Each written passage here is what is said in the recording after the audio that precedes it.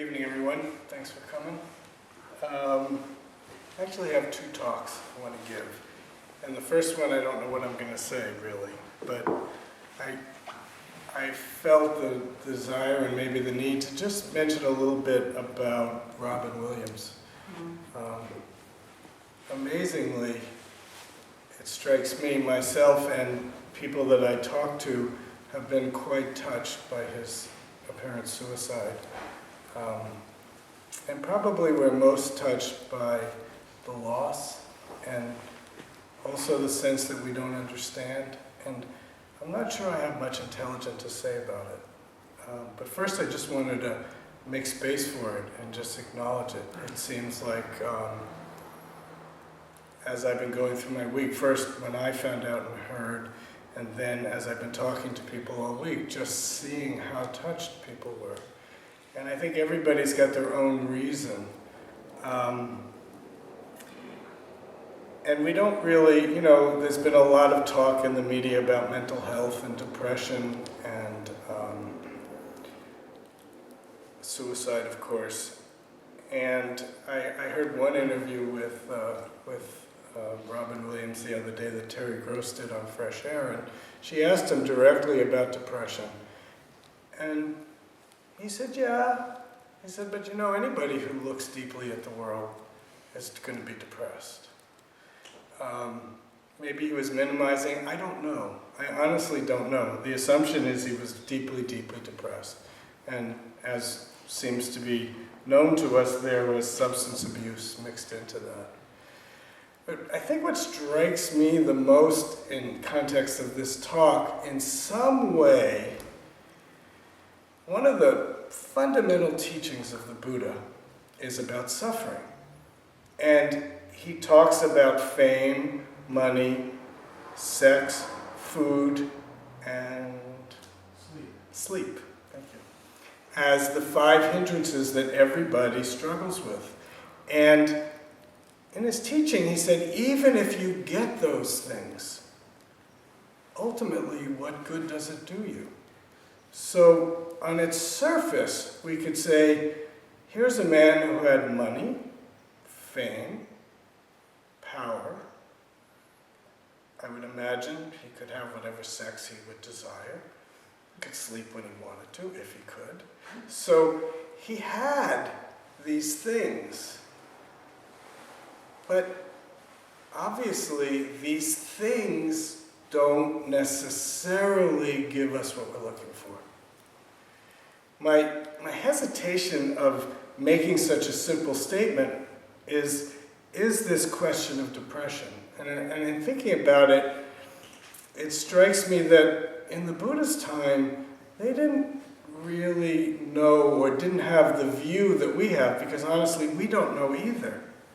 But now we have study about depression, about mental health, about brain chemistry, about things that happen in our consciousness that I would imagine at the Buddha's time they had no idea about. But still, just the recognition that getting things on the outside, as much as we want them, and as much as we chase after them, we feel like they're going to give us what we need. And we all know this. We all know this. And whatever our life situation is, there's always something else that we think, if we just get that, then everything will be okay. My experience is, if I'm fortunate enough or unfortunate enough to get it, it may be nice for a little while, but it begins to pale, and something else takes its place. And, whether depression creates something a little bit different than just this teaching of desire or not, the teaching actually holds up quite well. Because even with depression, I know from my experience in working with people, and I've heard it from people directly here at the Zen Center, honestly, myself personally, course, I get depressed like everyone gets depressed, but not clinical depressed. That's not my problem. I have my own problems. But each of us has our own, and there's about 20 of us sitting in this room. Statistics would say 5 to 10 of us struggle with depression at some point in our lives. And by depression, I mean really clinically deep depression, not wanting to wake up in the morning, not being able to get out of bed. I mean, we all know we don't want to go to work, so we lie around a little bit, but this is something different. Just as an aside, there's a wonderful article in the Washington Post today about a woman in her 30s who suffers very deep depression and anxiety, and she's raising a child. She's got a family, a husband, and she's got a 3-year-old. And it's a lovely article about what it's like for her to go through her life and try to raise this child and not infect this child with her deep, dark feelings.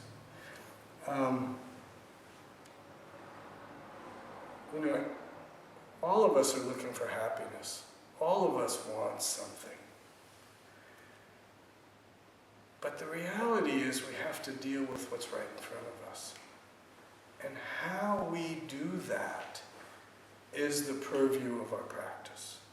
Whether we're depressed, whether we're anxious, whether we're happy, whether we're rich, whether we're poor, whether there's a death that we're dealing with, whether there's a loss that we're dealing with, whether there's a great exciting thing that's happening to us in this moment, that's what we're dealing with. How we bring ourselves to that and how we work with it is the challenge of all of our lives. Good thing, bad thing, like it, don't like it. The challenge of our lives is how we deal with it. And there's so many things I could say about meditation and what Zen practice can do for you, it's a lousy way to say it, to help you with this. But I think the thing that strikes me the most right now is the spaciousness that we can get a glimpse of when we do Buddhist practice. When we sit there, it's hard to sit with ourselves.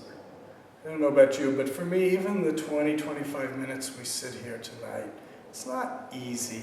I'm not flowing through it, and it's like it takes effort, it takes attention,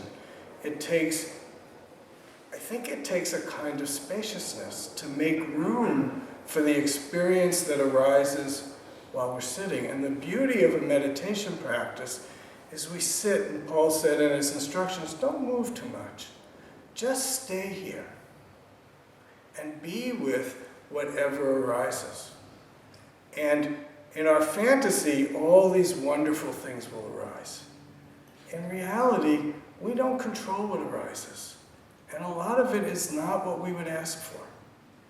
But learning to sit with it, learning to observe it, to watch it, to have some perspective, to feel the spaciousness around it, is an incredibly important and wonderful, in my view, experience.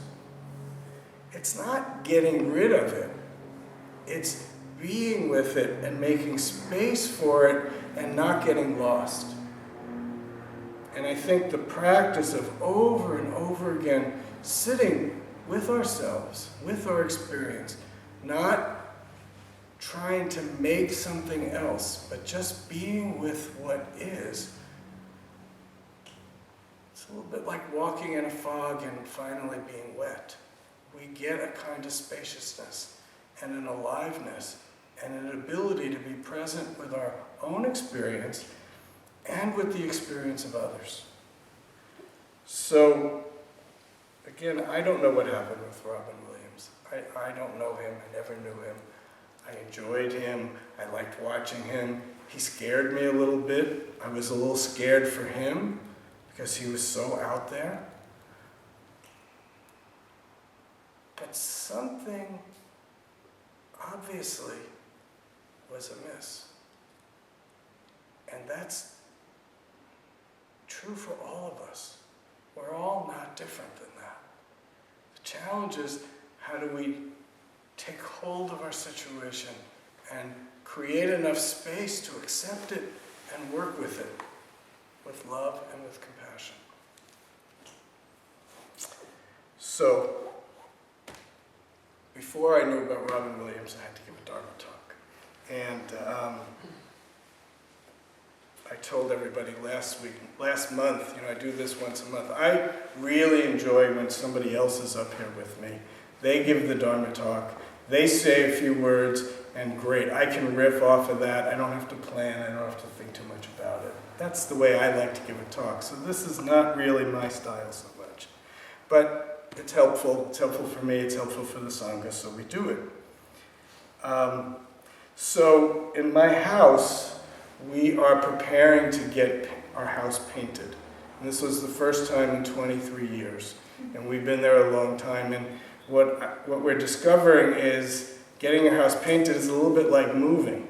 We have to take everything apart. We have to go through everything. We have to put everything away. So we've been getting rid of things and just going through things that we haven't looked at. So I was going through some stuff and I found this card. You can't see it. It's a picture of the Buddha with a female. It's probably the woman who gives the Buddha some milk just before, when he starts to eat again, just prior to his enlightenment. So it's a Korean card. It's a little picture. If you want to see it later, I can pass it around. But I opened it up and I'll read it to you. It says, April 27th, 1995. Dear Jeff, thank you for your card and donation. Don't hold anything. Then you will get freedom from life and death. The sky is always blue. The water is flowing non-stop. And it's signed SS, which means Sung San, which is Zen Master Sung San. I don't remember what donation I gave. I don't remember how much money I gave. But he sent me this card, and I looked at it. At first, it was just pleasing to have this card from my teacher, who this year it's a funny way to say it, but we're celebrating the 10th anniversary of his death. And we're having a big conference in Korea, and it's a pretty big to-do in our school. So it's nice to see his little SS. But I looked at it and I thought, this is his teaching in a nutshell. Don't hold anything. So I've got a few things I want to do, but those of you who come often, you hear me talk about this poem quite a bit. This is a poem by Zen Master Sung San, and to me, his whole teaching is in this poem, just as it is in that phrase, don't hold anything. But I think his teaching, and I think all of the Buddha's teaching, is right here in 4 lines. So let me read it to you. It's called Original Face. Your true self is always shining and free. Human beings make something and enter the ocean of suffering. Only without thinking can you return to your true self. The high mountain is always blue, white clouds coming and going. Very simple. Starts off, your true self is always shining and free. That's our beginning point. But human beings make something and enter the ocean of suffering. We'll see how much time I have to get to all of this. But I wanted, our international school puts out this magazine, Primary Point. And there was a talk by Zen Master Sung San in it, and I just want to read you a few paragraphs. Again, expressing his teaching, and he's going to get to something I want to talk about. So this will take a few minutes. I don't have my glasses. Human beings have proven themselves to be very stupid animals. We have broken the natural world, broken the air, mountains, rivers, killed animals, fought each other. We don't understand our own correct situation or the correct way. In human life, keeping the correct way is very difficult. People get money, become famous, have this possession or that, but when old age and death approach, there is much suffering. In a way, if you have much money, there is more suffering. If you have no money, there is no suffering. Also, if you have too much thinking, too much understanding, then there is more suffering. If your mind is simple, there is no suffering, and it is possible to accept old age and death as a natural process. Here's the important point here. This simple mind is don't know mind. The don't know mind doesn't check, doesn't hold, doesn't want, is not attached to anything. It only keeps a one-pointed, simple direction. But if you're holding your opinion, your condition, your situation, then this world attacks you. First, your mind attacks you. Then your family attacks you. Your friends, all the people you meet attack you. Your society, your culture, time and space, everything attacks you. If you put it all down, this world and time and space cannot touch you. Then you can control this world. You can control time and space. Human beings always want something, and this wanting never ends. So our life is always complicated, always suffering. Putting it all down means making life very simple, like a clear mirror. The name for this mind is great love, great compassion, and the great bodhisattva way. Originally, everything is very simple, very harmonious. Only when I appears do things get complicated and suffering begins. When I disappears, this whole world is yours. When I appears, you lose us, world. So, let's go back to the poem.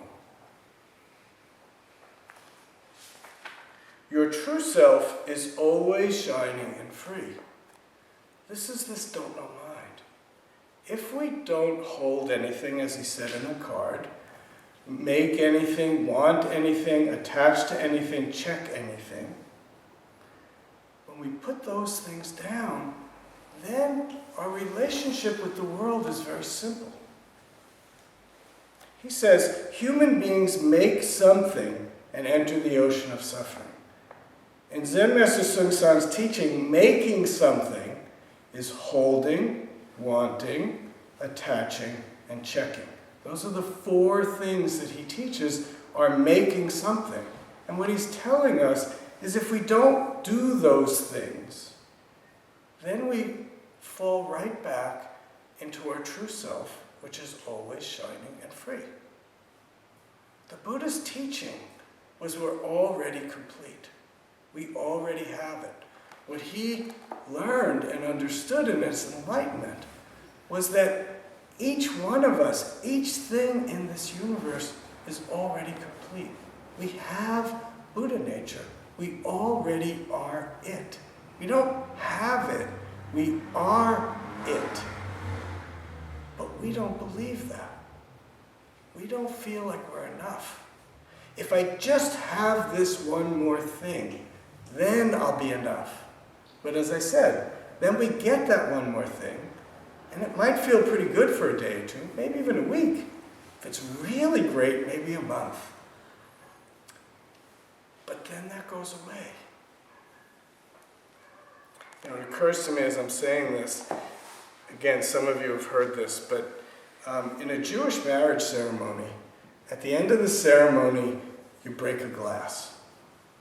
And when I do marriage ceremonies, sometimes people want that glass broken, even if they're not Jewish. People seem to like it. So I've tried to find out what that means. And there really is no one answer to that question. If you Google it, you find a lot of different things. But I found one thing, and I talked to my friend who practices Judaism. He's a para-rabbi. He's very involved in it. And I asked him, and he said something like, it signifies that it's already broken. It's like you might as well accept it. Things are never perfect. Even at this marriage ceremony where you're celebrating love, it's the greatest thing for most people this day of marriage. And here you are, and what you're ending the ceremony by breaking a glass. It's already broken. Don't live in the fantasy of perfection. Our job in life is not to make it perfect. It's to deal with things as they are. Humpty Dumpty has already fallen. And we learn as children, you can't put him back together again. But so often we spend our lives trying to put him back together again.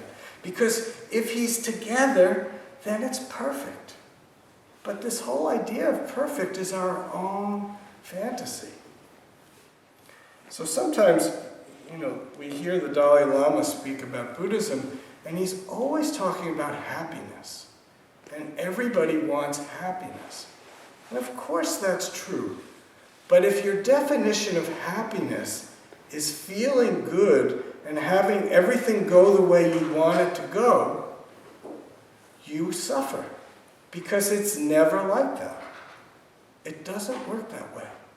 You may get it for a little while, but then if you try to hold on to it, you find that it's not there anymore. Things are never staying the same, and they're never they don't stay the way we want them to be. Every once in a while we get it, and it's nice. They say, even a broken clock is right twice a day. So just because you got it, doesn't mean it's going to stay. And it doesn't mean that's the way it's supposed to be. So this teaching of putting it all down, sometimes in our school we can use it, and it becomes a cliche. And actually people use it against each other. If you don't like what somebody does, you say, put it down. You're making something. So we've been trying to make things clear that, in a way, the only person you should use that phrase to is yourself. Work with it. Holding, what are you holding? What idea gets so stuck in your mind that you can't see the reality of what is? What are you holding? What are you attached to? What are you wanting? And then the last one, checking, is a very important one. We don't really understand checking. Checking is, what he means by it, as far as I can tell, is self-doubt. Not great doubt. Great doubt is this don't know mind. We truly don't know. So in a true don't know mind, we're open, we're curious, we're full of wonder. We're so alive, paying attention, because we don't know. But checking is more like, that's really making I'm no good. I was wrong. I'm not sure that she thought what I did was okay. Or even we check other people. They do something, that's bad. What's wrong with them? We're always like going into this kind of self-doubt. We have this idea of I, and then we think I should be something, and we never match up to what we think I should be. So we're always checking that gap. What's wrong with me? Why is there this gap? The problem isn't the gap. The problem is the fantasy. So if we can let go of the fantasy, then things are as they are.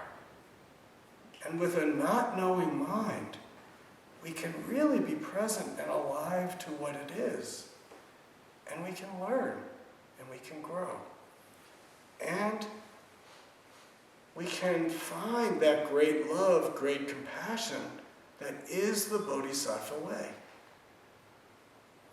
Zen Master Bon Soeng used to say, if it's for me, suffering appears. If it's for all beings, no suffering. If we're open and giving, okay, I may not like it that you didn't take it, but actually, it's no problem. But if I want it and I don't get it, then it's a big problem. So, to me, practice is very concrete and simple. It's not esoteric. It goes back again to, can we have enough spaciousness to deal with the situation as it is, to keep our hearts open, our minds clear, and have the ability to meet whatever comes our way. And if we can let go of this holding, wanting, attaching, and checking, we don't have to shape things so much. We can allow for things to be and work with them. So much of what we do here at the Zen Center is very simple. Most of our work happens in this room. We chant, we bow, we sit, we have Dharma talks, and if you go to the other side of that wall, we also have Dharma interviews. And all we're doing is trying to raise great doubt, hone our awareness to see things as they are, and allow our hearts and minds to be open, to be able to meet the moment and help. Provide, each one of us sitting here has something else that we have to offer. I can't be you, you can't be me. Our job is to be ourselves, our true self. That, he says, your true self is always shining and free. Reconnect with that, and you have everything. Maybe not money, maybe not fame, sometimes not enough sleep, sometimes not enough sex, or sometimes too much sex, because it's all desire. Or food. Some people don't have enough food. Most of us have too much food. How we deal with that is the Bodhisattva way. Each one of us comes up with our own answer. Buddhism isn't about giving you the answer. It's a different kind of religion or practice. It's not a practice that tells you how to live. It gives you guideposts. It gives you guidance, and you have to find your own way. So at the end of his life, when everybody was wondering, what are we going to do without you? The Buddha said, be a light unto yourself. Do your practice. Raise your question. Investigate it. Use the tools around to get help with it. But don't mistake the teacher or the teaching for the thing itself. Each one of us has to find our own way. Now, it is true that in a practice like Zen, we have some rules. When you come into the meditation hall, you bow at the door. Is it a bad thing if you don't bow and a good thing if you bow? Not really. Bowing is just this. Our minds can give it a lot of meaning. But if you just look at it as a mindfulness exercise, then bowing means just bow and have the experience of bowing.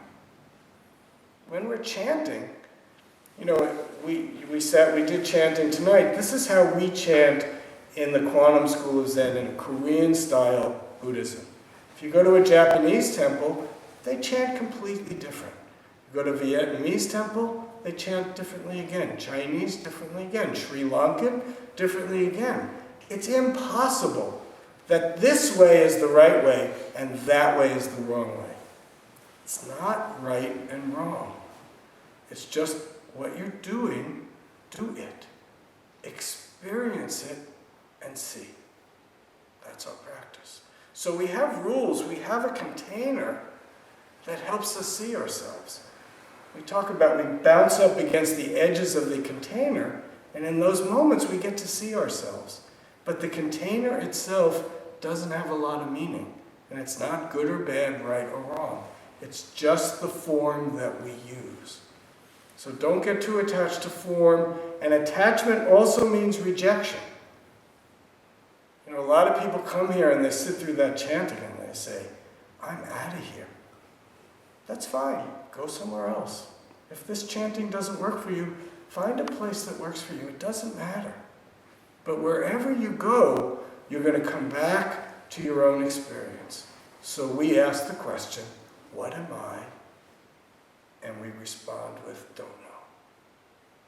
And that don't know mind is that open, questioning, curious, alive investigation. Question? Comment? Anything anybody wants me to talk about? Sergey? I've been wanting to ask this for a while. So here we go. There are three, in classical Buddhism, there are three kinds of craving. One is craving for sense objects, one is craving for something else, and finally the third one, the one that I'm really anxious to understand more about, is craving for becoming. For becoming. Becoming? Yes.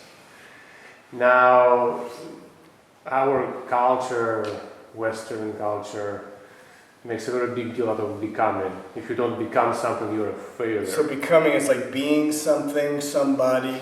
Well, that's kind of where I'm going with this question. I don't understand exactly what it means, but it seems like it goes against kind of like the grain of Western culture, where you're supposed to become something. If you don't become something, then you are known, and it's a very bad thing. And generally there's so much disappointment right there, because we never become exactly what we think we want to become. Maybe some people get that, but go back to Robin Williams. I mean, from the outside, he became. I mention his name, everybody knows him. How much more fame do you want than that? And even that's not enough. So, yeah, the culture says become somebody, be something. And honestly, there's something to that. What we say is become your true self. So there is a become, there is an aspiration, but it's not to get something on the outside. From the inside, express yourself. I'm trying to see if I can recall this. Somebody today was talking to me about some of his suffering. And he was naming it. There was this, there was that. And he's a very conceptual person, so he understood a lot. And I said to him, that's the story you make about it.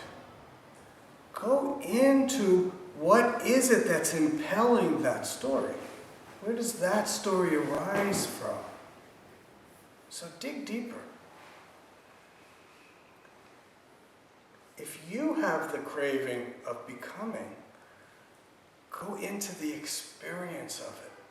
Don't make it bad. Don't make it good. But do return to the experience of it. And that experience will teach you something. We get lost in the concept and the idea and the belief and the story without looking at where that's coming from. So drop into where it's coming from and see what you learn about it. The Buddha might have said what you said. Honestly, I don't know for sure. But I'm sure you're right. Most important is you experience that for yourself and get some space around it so you find some more freedom and ability to express your own true nature. How that true nature manifests through your experience. You were born in Russia. You migrated here, you were in your teens? Mm-hmm. And now you've lived here for a while, you program computers. This is your story. That story is the container that your true self will manifest through. So find that. Find your own experience and dig into that. It's not so much what's up here, it's the experience of it. Okay? Anybody else? Question? Paul? So, I've been watching a little bit. When I have a good sense of humor, then I seem to operate better. That means you're not taking it so seriously. So if I'm in a awkward, dysfunctional environment and I don't get too attached to it and I can laugh about it, it seems to be a lot better. But when I lose my sense of humor, it's history. So how can we bring a sense of humor to our Zen practice, and that is not a koan? Thank you. I think it has to do with the spaciousness I was talking about. Sometimes it appears to me that when we think of mental health, there's a continuum of rigidity and flexibility. To me, that sense of humor is on the flexibility side. The rigidity side is taking things literally, maybe overly worried, concerned. So I think so much of our practice is about developing a flexibility, an ability to move with things rather than having to control things. And I know for myself, you say lack of sense of humor. For me, it's a feeling of tightness inside. I get kind of tight, and then my word for it is I get a little grumpy. I'm not as easygoing as I usually am, and it's just harder to deal with me when I'm in that space for other people. So I think so much of what we're doing is just trying to widen, make that container big enough that there's room for everything. And, you said it in our meditation instruction, we start off with developing the hara, or the tangen, as it's called in China and Korea. And the word tangen means energy garden. So literally, we're breathing with our lower abdomen. When we're breathing in, our belly is pushing out. When we're breathing out, our belly is falling. And we're exercising that energy garden. And our center can become stronger. And with that stronger center, we're more flexible, actually. We're more able to deal with things. And, as I talk about myself, it's important to remember, it's not like we get something and then we're done. We're always dealing with it. We're always having to meet a new challenge, something a little bit different. Sometimes we're on top of things, sometimes we're not. We just have to keep going, come down to our center, and try to find that flexibility, that sense of humor and the openness. And I think our sitting practice is very specifically oriented towards that. Anything else? Any last questions or comments? Yeah, please. I have a question on the attachment that Mm-hmm. we talked about. So, attachment is foundation of all suffering, but why is it so hard to let go of things? Or is there a way to form, is there any such thing as healthy attachment? Yes. There's healthy wanting. I'm glad you said this because I'd hoped to get to that. We all want things. We all attach to things. We all have our own ideas, opinions, and understandings. And we all have to use our best judgment. If we make a mistake, it's helpful for ourselves to be able to witness that and to acknowledge it. So, yeah, all those things are just human. In a way, what we're saying, like in the poem, it says, only without thinking can you return to your true self. That doesn't mean not having a thought in your head. That means letting things come and go. So even our attachments, we all have things we love. This precious, this card, my teacher gave it to me. So that I create a story around that, and I make it important to me. I'm attached to this card. But if you try to take this card from me, and if I'm too attached to it, I might create a big problem. So sometimes I have to let go. So attachment is fine, but you also need to know how to let go. If your hand is always closed, nothing gets in. There's the story of a trap. The way they trap monkeys is they put a hole in a coconut and put a banana in it, and the monkey grabs the banana and he won't let go. So he's trapped because he can't pull his hand out. But if he lets go, his hand will come out. So the important thing about attachment is knowing when to let go. Yeah, we all have our wanting, we all have our attachments. We care about our families, we love our partners, we love certain things. That's human. But that love turns to attachment, it could suffocate someone.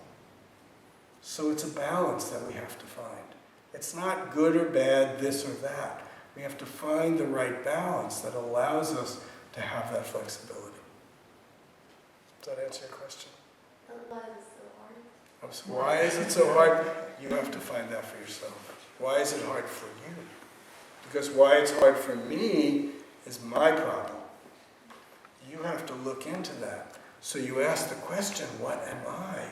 You notice that you're attached to something. You have to look into that. You have to find your own experience. That's where, in a way, the teaching falls down.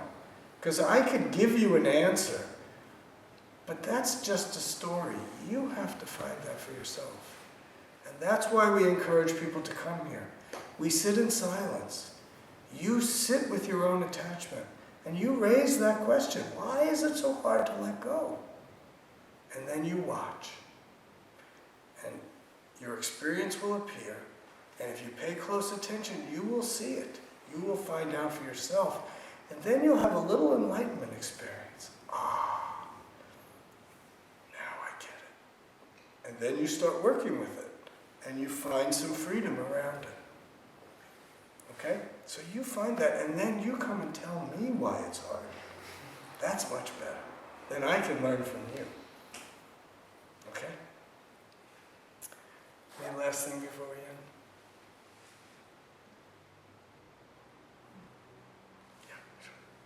I have a question about the stick. Be careful. Is there a story behind the stick? What is it? What is it used for? Well, in Zen, it's the Zen tradition when you become a teacher, you're given a stick. Actually, this is not the stick that I was given. The stick that I was giving an interview with somebody. She was a little bit of a wild one. And I asked her a question, and I wish I remembered the question I asked her. She picked up my stick, and she whacked it on the ground and just broke into it. It had a little rotten spot right in the middle and broke into it. So there went the stick that Zen Master Bon Soeng gave me. This stick actually came from Vashon Island. I was on a 1-week meditation retreat up there, and I was walking on the beach, and I saw this stick, and I just saw this part of the stick. So I cut it. I actually found a saw. I cut it off, and this is where I get it. So it's a teaching mark. I was with Zen Master Bon Soeng once in an airport, and that was in the days that you could carry your stick in an airport, pre 9/11, I guess. And he was in his robe, his gray robes, just like this, casa, and his stick. And some guy came up to him. He said, "Is that a magic stick?" And he looked at him. He said, "Of course. This stick can open your mind. It's magic."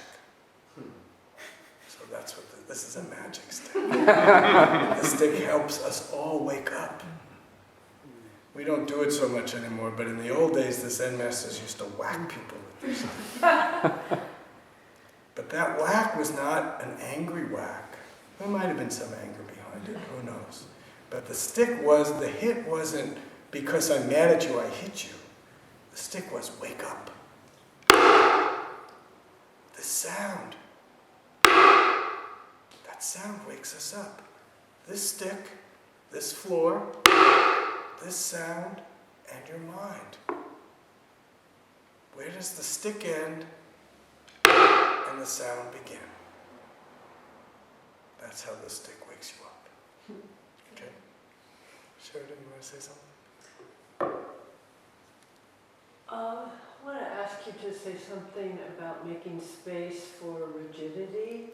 Mm-hmm. I mean, of course, flexibility is, well... Making space for rigidity is already flexibility. But I think what you're saying, just as the question about attachment, it's like sometimes our experience is always changing. So if in that moment where I'm tight inside, the best way to make myself tighter inside is to think I'm supposed to be something else. Honestly, the best way to deal with the tightness is to breathe into it and just let it be. Accept it. Yeah, sometimes I get tight. Maybe I don't like it. Maybe I wish it were different. But this is what it is.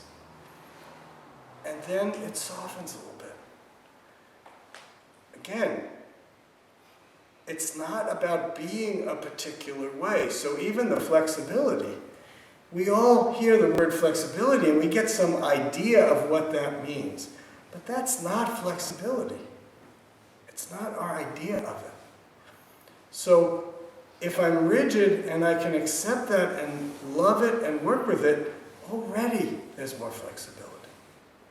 So acceptance is a big part of this. You know, one of the connecting pieces of checking is self-judgment, self-blame. We can be so critical of ourselves because we have this idea we're supposed to be this thing, and we never meet up.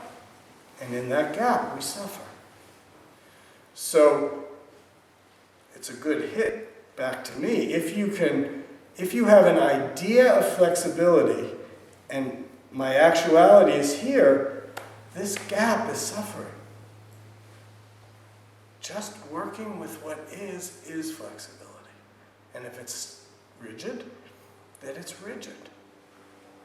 But there is also working with rigidity and being curious about what it means and what it is and what our experience is. So we just work with it. It's a kind of acceptance. I've read somewhere that Suzuki Roshi said, "You're all perfect the way you are, and you could use a little improvement." It's both and. It's not either or. Our true self is always shining and free, and we make something, and we enter the ocean of suffering. And right in the midst of the ocean of suffering, our true self is revealed. It's not like the suffering disappears and then our true self is there. Right where we are is the perfect place to express ourselves, to allow that true nature to manifest, and to deal with what's right in front of us. How do we help this world? What do we do right now? Not some idea, but what do we do right now? We just allow things to be as they are and work